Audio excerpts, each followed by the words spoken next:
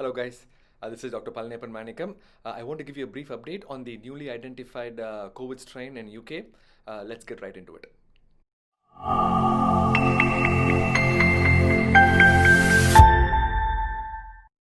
So the newly identified COVID strain in UK, let's see whether it is a real virus or Trump-style fake news kind of virus, right?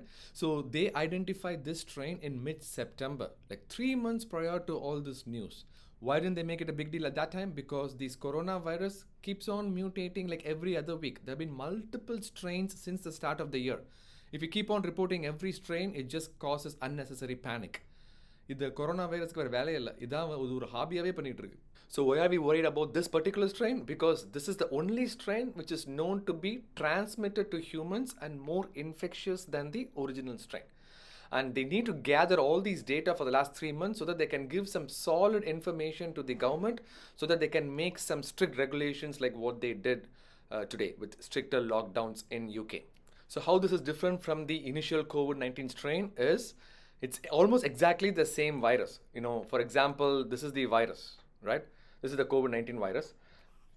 I told you before that it has a spike protein like this, right? So this strain basically had a change in this spike protein. To put it blunt, instead of like this, basically there is a change in the position of the spike protein. And essentially everything else is exactly the same. COVID-19 is trying to fool us with this new strain. It thinks that it is a big action hero playing a double action character in a movie. And the second character has a mole in the cheek. இதெல்லாம் நாங்கள் அட்லி படத்திலே பார்த்துட்டோம். யாருக்கிட்ட? The main difference is it is more contagious. It is more transmissible. It is 70% more transmissible than the original COVID-19 virus. I'll give you an example. This virus was identified in Kent, which is a small county in southeast England. There were a cluster of cases. So let's say that there were 100 people. A regular COVID-19 virus, let's say it infects 50 people out of 100. This strain can infect up to 85 people out of 100. So the mode of transmission and the contagiousness is 70% more transmissible than the original COVID-19 virus. Does it mean that there's going to be more deaths?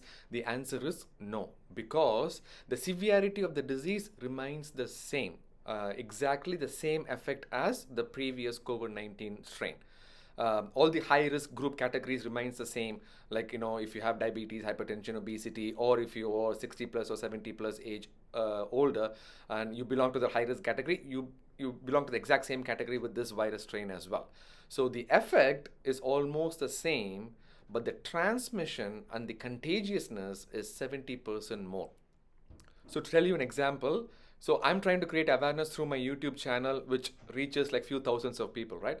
But let's say Priyanka Chopra is trying to create an awareness video. It will reach millions of people even before the video is released. So, but the effect of the video is exactly the same.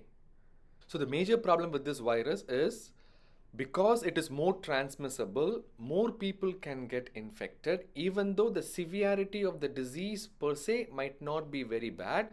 If the host factors, like if you're elderly and if you have multiple other medical problems similar to the previous risk factors for the previous COVID-19, those patients are at very high risk still.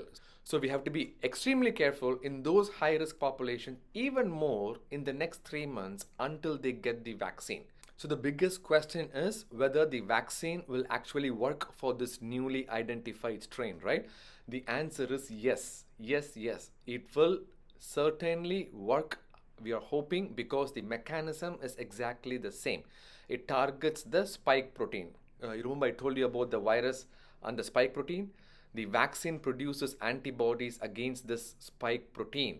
This strain, what the COVID has essentially done is it just basically flipped the spike protein on the surface of the virus, but it doesn't do anything major to the spike protein per se. So the vaccine should be okay to counteract the spike protein that we initially targeted for.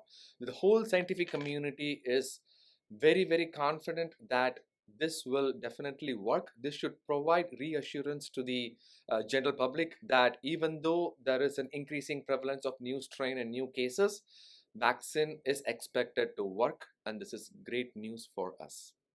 நம்ம வடிவேல் சொல்கிற மாதிரி, ஏண்டா இவ்வளவு dress change பண்ணியே கடைசியில் மண்டேல உள்ள கொண்டே மறந்துட்டேடா. So all other countries are imposing travel ban on UK arrivals because any COVID positive patient from Kent can travel anywhere and transmit the disease with the new strain, which might in turn transmit to many patients, right? So 120 countries, including India, have imposed travel ban for UK arrivals, except for United States of America. And people are wondering why the case volume is going high in US. I'm also wondering still. So essentially what this means to you is you need to do two things. Number one, you need to be very careful for the next 3 to 4 months, exactly similar to what you guys are doing now with strict precautions until you get the vaccine. And number two, please get vaccination as soon as it is available. You're going to get a lot of options by the time vaccine opportunities comes to you. So you could choose which vaccine you want.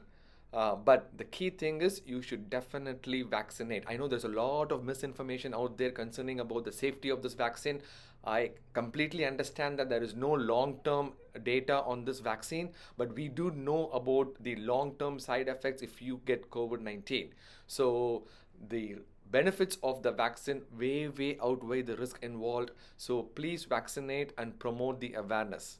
So there was this lady standing outside the hospital holding the board which says do not vaccinate, and she was shouting, vaccination kills you, vaccination kills you. And I went around her and she asked me, can you hold the board for me please?